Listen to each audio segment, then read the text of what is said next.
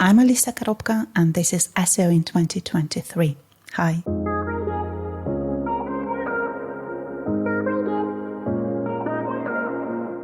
Hi, Alicia. What's your number one SEO tip for 2023? I have a tip which might be similarly basic. However, I think that if you get to utilize it, you will appreciate it later. And I do really hope, before I was asked to prepare the tip, there was a question, how do you measure if it's successful or not? I do hope you won't be able to measure if it was successful or not. However, it will make you prepared. So my tip is to prepare for the worst, but hope for the better. And to do that properly, you'll need to make a backup, to write a workflow, and to prepare reporting so that you can do that under any circumstances that may come. So, prepare for the worst. From an SEO perspective, what might be the worst?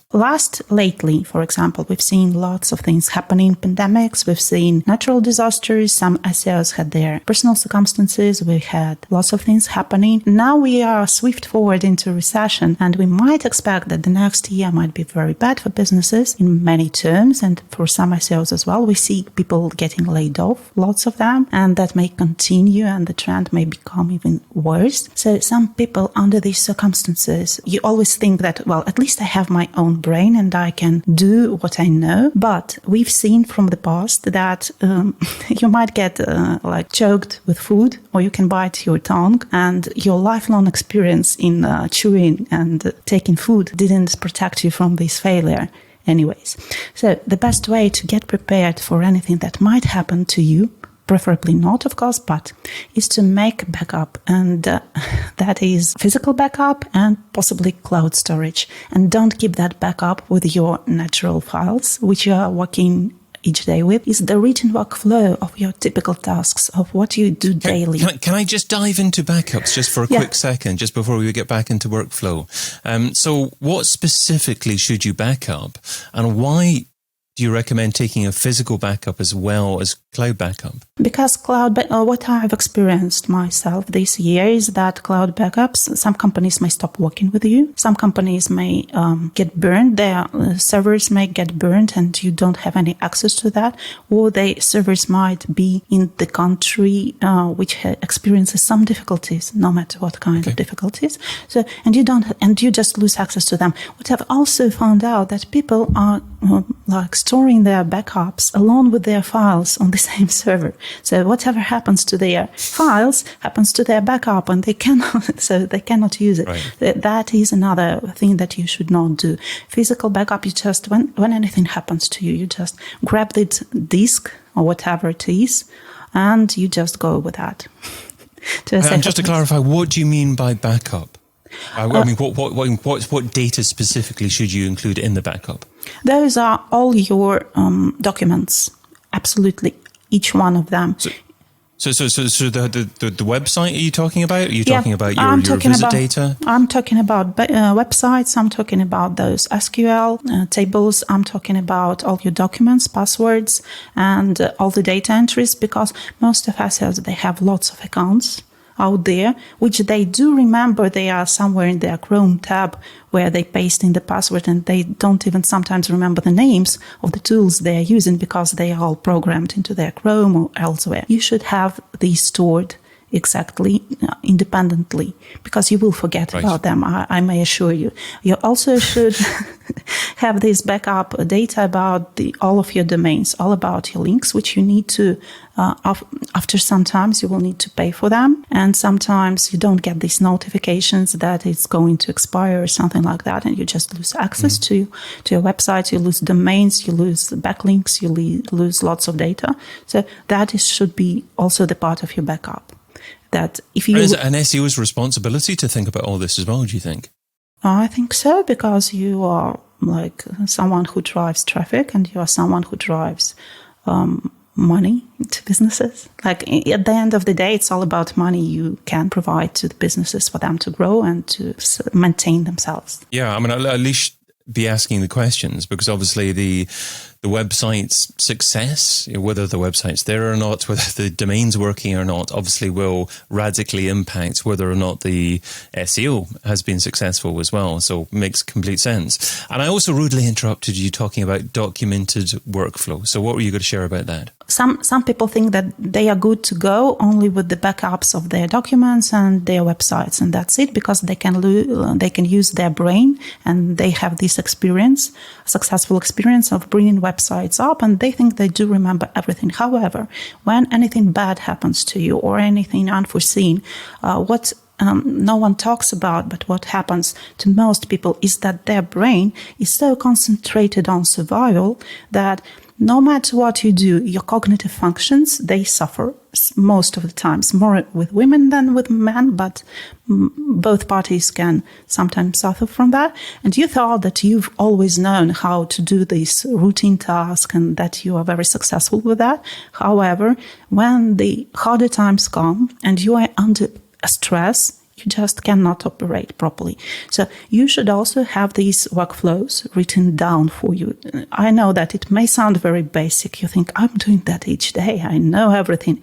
I may bring my websites up at any time. No, you forget everything and you just cannot concentrate on that. So when you have this workflow written down, list by list, properly, you just open it in your backup and you just follow it. And you don't. And it's a great practice for outsourcing as well. So if your business is growing, if the amount of activities that you have to do as an SEO is growing, then obviously you're going to build a team.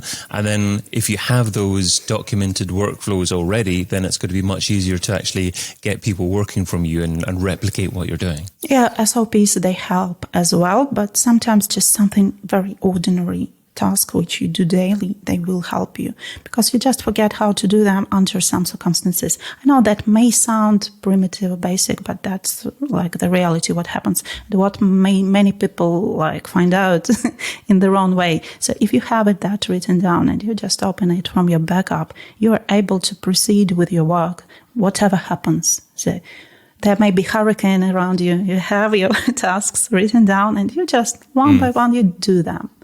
No matter. And also, I do suggest, because when something not very good happens, we are under recession, we are under, I don't know, some attack, or like you need to hide somewhere or whatever, pick some one thing which you are especially very good at. So something you are doing perfect, much better than others, and that you can do anytime. And write it down and make it your, like, something distinctive about you, something that you can offer to other people. In circumstances when you lose everything and you need something fast to work on with, something very fast. So either that is good point. To know what your USP is.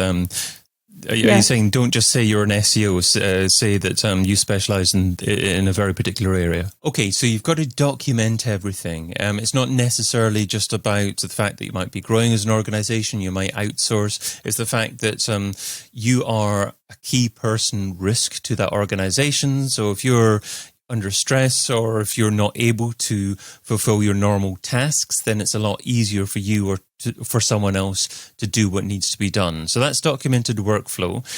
You also talked about automated tasks as well. So what are some examples of automated tasks that you should be backing up?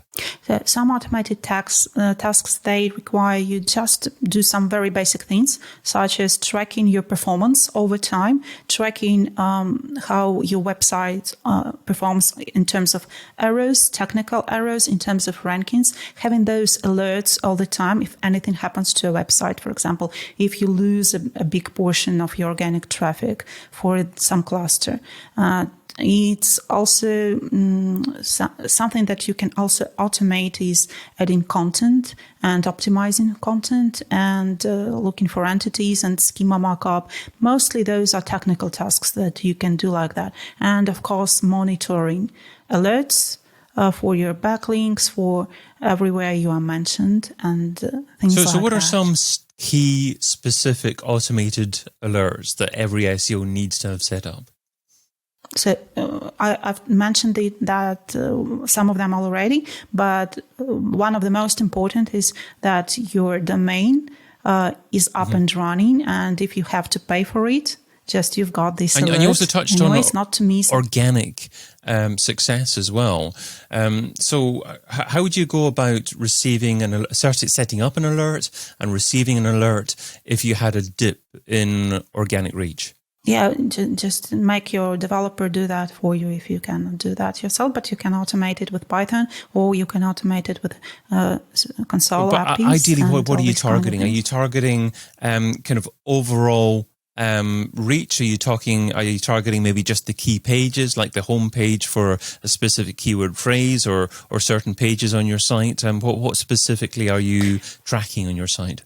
Like some people have very small websites, that is local business websites or something like that, where you have like very few landing pages, which you want specifically to track because they bring you customers. And for bigger websites, you automate that in clusters. So you have like, for example, you've got a big e-commerce store where you are selling, I don't know what, for example, I don't know, bags or some wear or something like that. And if you are seeing a significant drop to one of those clusters, you know that you need to go and see what's happening there and why it's happening. Actual money SEO is not just traffic. You've shared what SEO should be doing in 2023. So now let's talk about what SEO shouldn't be doing. So what's something that's seductive in terms of time, but ultimately counterproductive, something that SEOs shouldn't be doing in 2023?